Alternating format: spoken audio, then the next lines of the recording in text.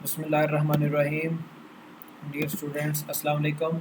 Enterprise application development में client year हम topic discuss कर रहे थे, जो कि बुक का चैप्टर नंबर 3 भी है, और इसमें हमने स्टार्ट पे कुछ टॉपिक्स पढ़ भी लिए हैं। पहला जो इसका सेक्शन था वो हमने पढ़ लिया था, जैसा कि यहाँ पे 3rd चैप्टर में आपको नज़र आ रही है। फर्स्ट जो सेक्शन है 3.1 क्लाइंट कंसिड्रेशंस में further network security platform considerations हम पढ़ चुके हैं।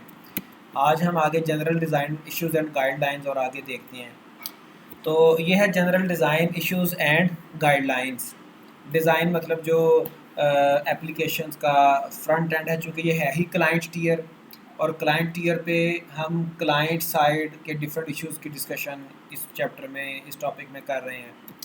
While the J2EE platform encourages thin client architecture. Thin client वो होता है जिसके पास ज़्यादा प्रोसेसिंग कैपेबिलिटीज़, ज़्यादा डेटा स्टोरेज कैपेबिलिटीज़ ना हो। ठीक है जी। ये उन क्लाइंट्स को एनकरेज करता है जिसे जो हमारे डम कंप्यूटर्स होते हैं। J2EE क्लाइंट्स आर नॉट डम, ये डम नहीं होते, इनमें बहरहाल कुछ ना कुछ कैपेबिलिटीज़ होती हैं। J2EE क्लाइंट में हैंडल मैनी रिस्पॉन्सिबिलिटीज़ इंक्लूडिंग, ये कौन कौन सी रिस्पॉन्सिबिलिटीज़ परफॉर्म कर सकते हैं J2EE क्लाइंट। चूँकि जो बिल्कुल थिनेस्ट क्लाइंट हैं वो डम होते हैं, उनमें कोई कैपेबिलिटी होती नहीं है, लेकिन J2EE क्लाइंट कुछ ना कुछ इनके ज़िम्मे कुछ टास्क होते हैं। कौन कौन से? प्रेजेंटिंग द यूज़र इंटरफेस, ये यूज़र इंटरफेस प्रेजेंट कर रहे होते हैं, मतलब फ्रंट एंड स्क्रीन्स दिखा रहे होते हैं। Although a client presents the views to a user, views से मुराद स्क्रीन्स, चाहे वो किसी भी तरह से मतलब बनाई गई हो। The logic for the views may be programmed on the client और डाउनलोडेड फ्रॉम अ सर्वर। अब इसमें चॉइस है कि या तो जो इसकी व्यूज़ की लॉजिक है वो क्लाइंट साइड पे प्रोग्राम्ड हो, या फिर वो भी रन टाइम पे सर्वर से ही डाउनलोड हो। तो एक ये फंक्शनैलिटी J2EE क्लाइंट, वो रिस्पॉन्सिबिलिटी उनके पास होती है। उसके अलावा वैलिडेटिंग यूज़र इनपुट्स। अब यूज़र जब भी कोई डाटा इनपुट करता है, फॉर एग्ज़ाम्पल जब आप किसी भी सर्वर पे लॉगिन करना चाहते हैं, ठीक है, तो आप यूज़र नेम और पासवर्ड जब इनपुट देते हैं तो उसको वैलिडेट किया जाता है। ठीक है, वैलिडेट से मुराद उसमें कई एक चेक्स आ जाते हैं कि जो यूज़र नेम है वो एंटर कर दिया गया है या नहीं, और वो अप्रोप्रिएट है या नहीं। फिर उसके बाद पासवर्ड भी इसी तरह से। Although the EIS enterprise information system and EJB enterprise Java beans tier must enforce constraints on model data. A client may also enforce data constraints by validating user inputs. Model data modelling में भी हम उसके कई चीज़ें उसमें constraints लगा देते हैं कि उसमें कोई इनकरेक्ट डाटा आ ही ना सके, लेकिन क्लाइंट साइड पे जो यूज़र इनपुट्स हैं उनको भी दोबारा से वैलिडेट भी किया जाता है। अब मॉडल डाटा में क्या होगा कि मॉडल, हम जब डाटा का मॉडल बनाते हैं, जैसे आप डेटाबेस मॉडलिंग आपने पढ़ी होगी, ER डायग्राम आपने पढ़ी होगी, एंटिटी रिलेशनशिप डायग्राम, या उसे एंटिटी रिलेशनशिप मॉडल भी कहते हैं। तो उसमें क्या होता है, उसमें हम डेटाबेस का डिज़ाइन बनाते हैं, उसका स्कीमा हम बताते हैं कि कौन सी फील्ड में किस तरह का डाटा एंटर हो सकता है। तो दूसरा उसका जो स्टेप है, यहाँ पे हम यूज़र इंटरफेस से भी अपनी यूज़र की इनपुट को वैलिडेट करते हैं, चेक करते हैं कि जो इनपुट है वो अप्रोप्रिएट है या नहीं। उसके बाद communicating with the server when a user request functionality that resides on a server, definitely client server से ही फंक्शनैलिटी को रिक्वेस्ट करेगा। The user's client must present that request to the server using a protocol they both understand. तो जो client है वो कोई ना कोई प्रोटोकॉल यूज़ करते हुए, जाहिर बात है जो थिन क्लाइंट मशीन है, जो थिन क्लाइंट है, उसके पास कोई ना कोई प्रोटोकॉल होगा। वो protocol on the same time वो सर्वर के साथ भी उसकी कोऑर्डिनेशन होगी, उस प्रोटोकॉल को यूज़ करते हुए वो रिक्वेस्ट भेजेगा और सर्वर पर उसको रिस्पॉन्ड कर सकता है।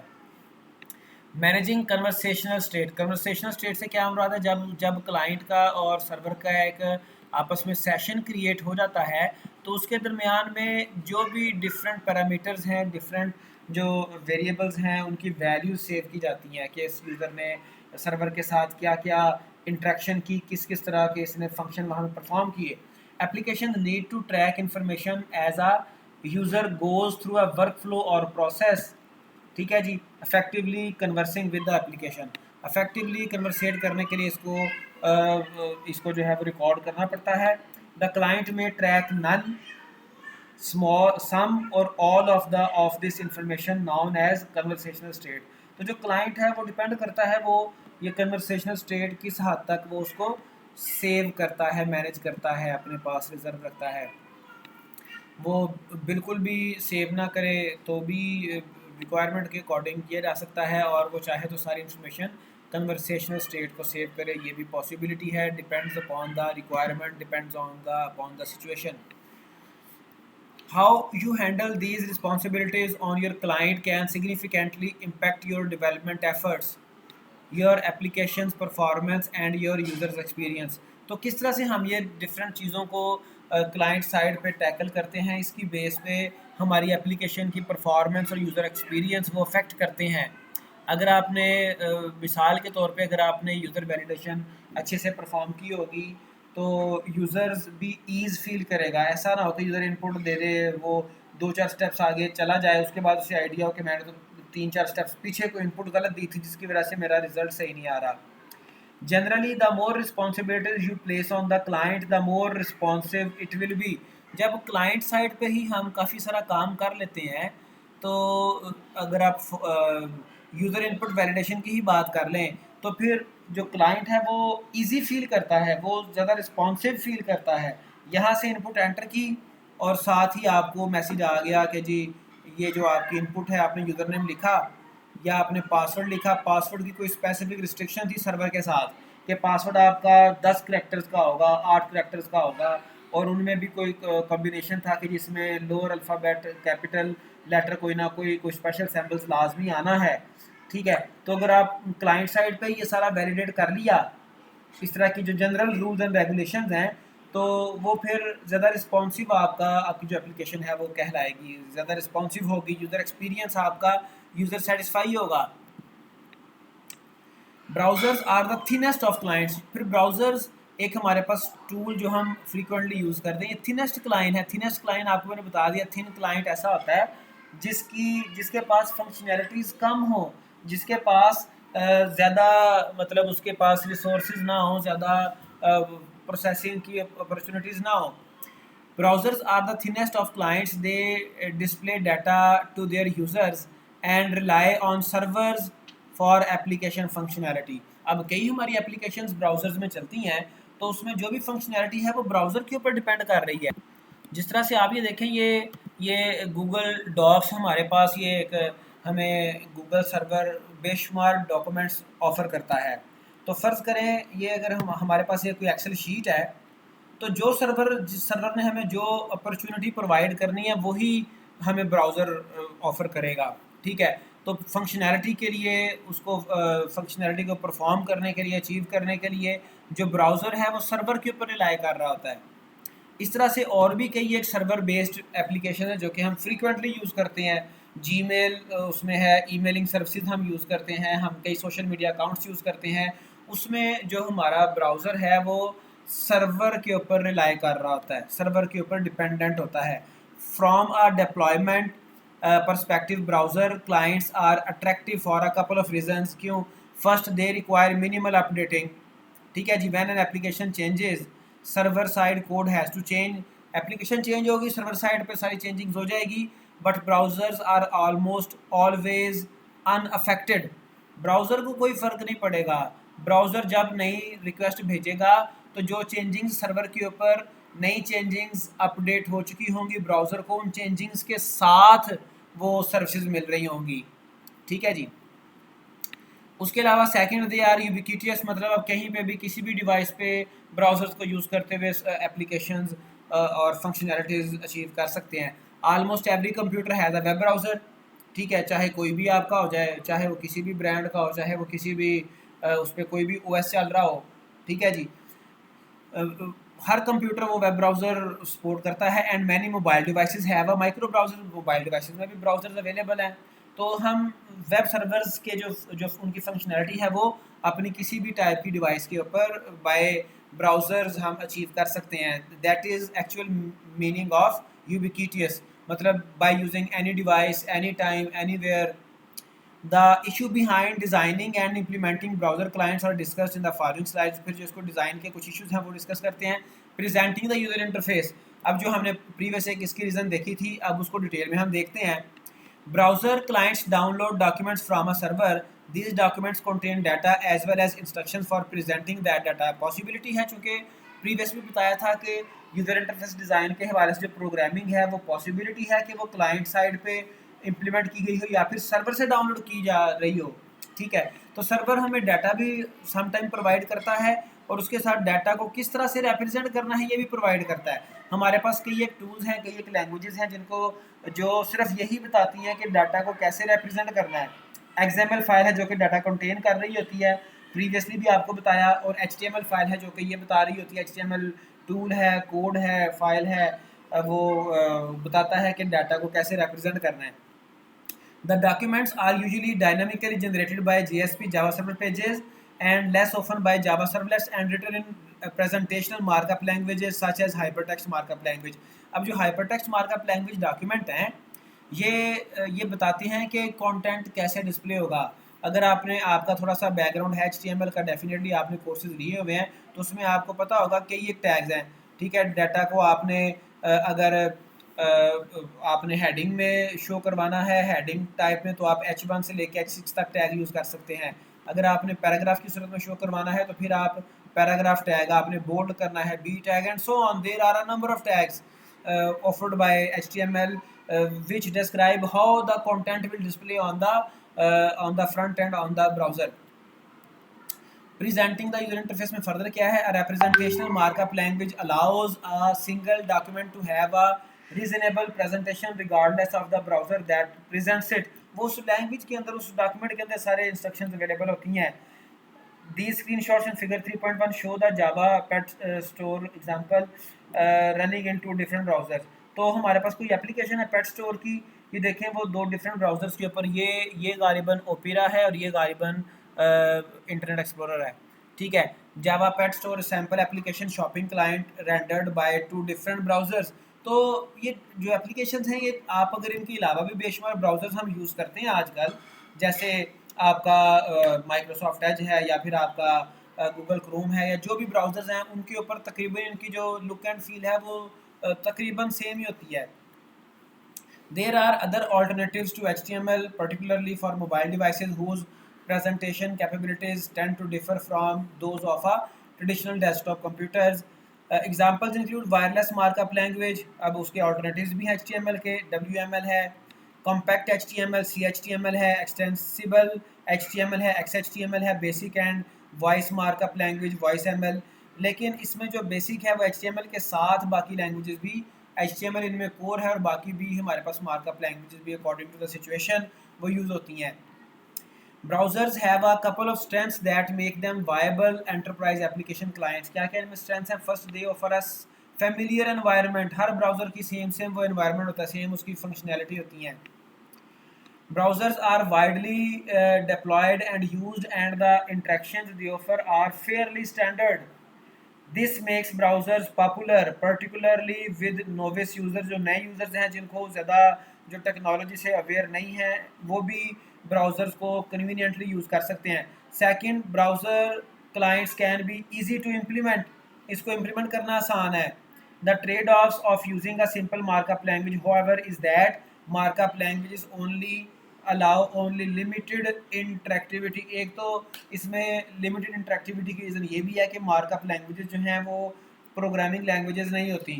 ठीक है, प्रोग्रामिंग लैंग्वेजेस और इन लैंग्वेजेस में क्या डिफरेंस है आपको पता है? प्रोग्रामिंग लैंग्वेज में बाकायदा कंट्रोल स्ट्रक्चर पाया जाता है, इफ़ कंडीशनिंग पाई जाती है, लूप्स पाए जाते हैं, स्विच स्टेटमेंट्स पाई जाती हैं, जो कि मार्कअप लैंग्वेजेस में वो नहीं होती। That is the major difference beside the other differences. ठीक है, जो कि इंटरेक्टिविटी क्रिएट करते ही नहीं है या फिर वो उसमें ऑप्शन ही नहीं होती। For example HTML tags permits presentations and interactions that make sense only for hyperlinked document. Hyperlink एक डॉक्यूमेंट से दूसरे डॉक्यूमेंट में जाने के लिए लॉजिक तो होती है, अपॉर्चुनिटी ऑप्शंस होती हैं, लेकिन इसके अलावा नहीं है।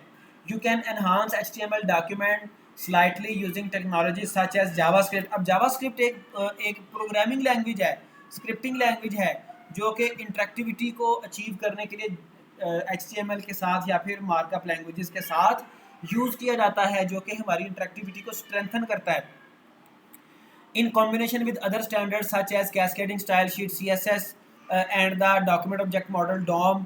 तो इनको साथ यूज़ करते हुए हम अपने एप्लीकेशंस की इंटरेक्टिविटी बढ़ा लेते हैं, लेकिन जो मार्कअप लैंग्वेजेस हैं that are actually deficient in these context.